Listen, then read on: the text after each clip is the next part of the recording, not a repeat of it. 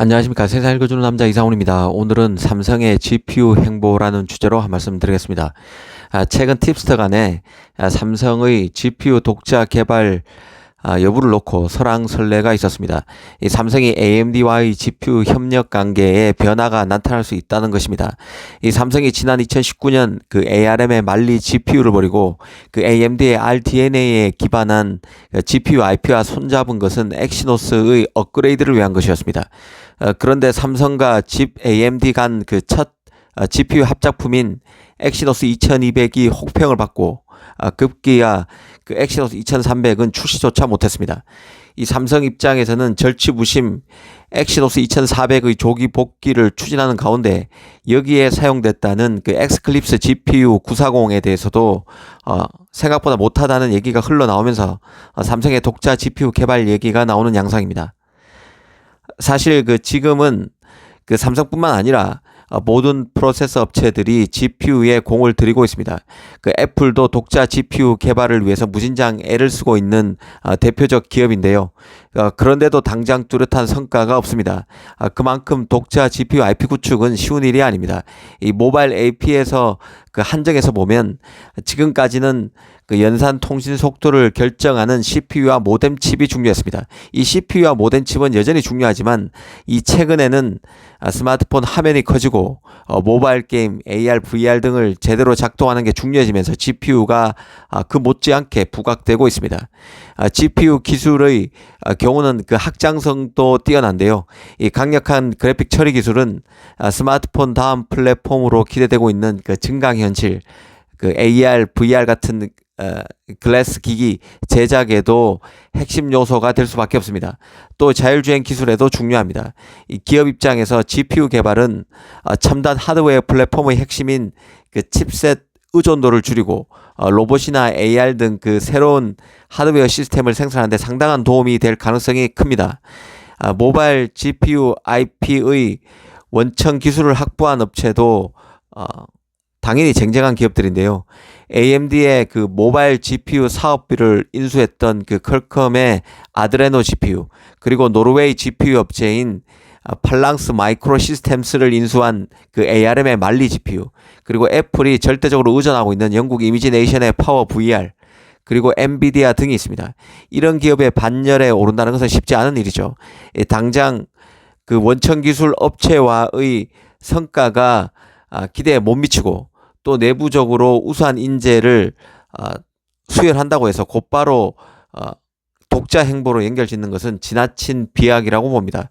이 복귀에 보면 삼성이 GPU 개발을 추진하게 된 것도 모바일 AP에서 GPU의 성능을 끌어올리지 못하면 이 퀄컴 스냅드래곤을 따라잡기 어렵다는 판단에 따른 것입니다. 이 퀄컴을 이겨야 안드로이드 진영에서 최고의 AP로 프로세서로 부각될 수 있는 것이죠.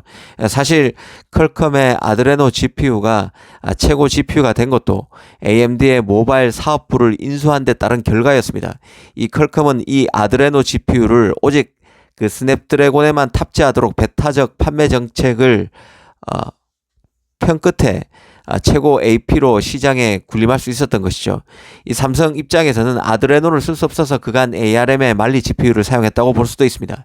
하지만 만리의 성능 개선이 아드레노에 비해서 상대적으로 떨어진 탓에 삼성은 스냅드래곤과의 경쟁에서 밀려왔고 결국 AMD와 손을 잡았던 것입니다. 특히 삼성 같은 경우는 내후년인 2025년 갤럭시 S25에 자신의 AP인 엑시노스 2500에 들어갈 GPU를 최적화하는데 힘쓰고 있는 상황입니다. 힘쓸 수밖에 없는 상황인데요.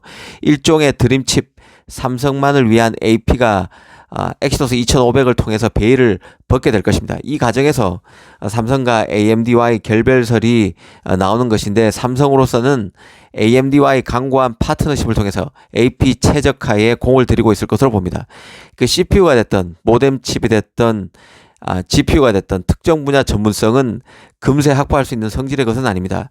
그게 그렇게 말처럼 쉬웠으면 애플 같은 최고 기술 기업이 퀄컴의 모뎀 칩을 장기간 의지하고 있고 GPU의 이미지네이션과는 분쟁 끝에 단연 계약을 체결하는 굴욕을 감수하지도 않았을 것입니다. 이 삼성 입장에서는 AMD와의 GPU 파트너십을 강화한다고 해도 내부적으로 GPU 역량은 계속 높여가야 합니다. 파트너와의 협력의 밀도를 높이기 위해서는 자신의 내공도 축적이 돼야 가능하기에 그렇습니다. 자신의 실력이 있어야 파트너와의 그 협력 관계도 더 한 차원 높일 수 있는 것이죠.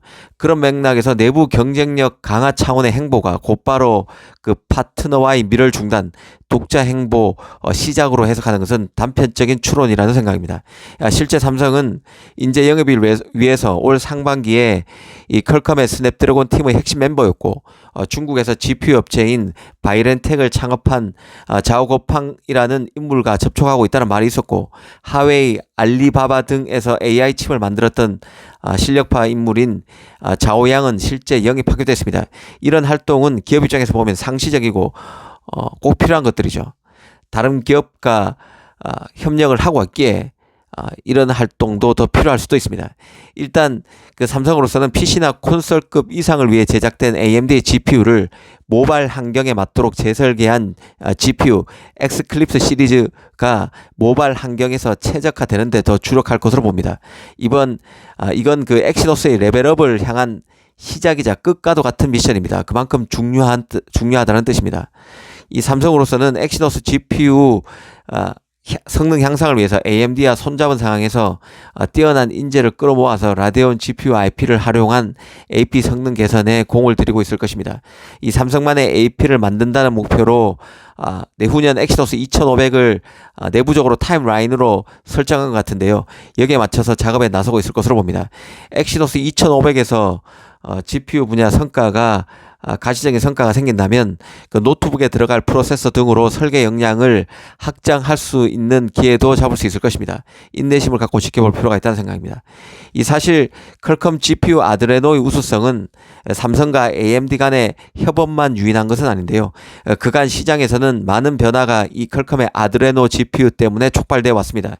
그 ARM 같은 경우는 기존의 GPU IP인 말리가 있지만 말리보다 더 업그레이드된 새 GPU IP인 이모탈리스를 내놨었습니다. 삼성이 자신을 버리고 AMD와 붙은 상황이기 때문에 ARM에서는 자존심이 무척 상했을 것입니다. 이 ARM의 이모탈리스 같은 GPU는 그 특징이 게이밍 시장 공략을 위해서 최적화된 IP라는 데 있습니다. 특히 이모탈리스는 레이 트레이싱 기술도 지원합니다. ARM 입장에서 자신의 가장 큰 메이저 고객이었던 삼성이 자신의 CPU IP는 쓰면서도 GPU IP는 자신을 버리고 AMD를 활용하는 변심을 단행했던 만큼 절치부심했을 것이고 결국 이모탈리스를 내놨다고 볼 수 있을 것입니다. 오늘은 삼성의 GPU 행보라는 주제로 이런저런 말씀을 드렸습니다. 감사합니다.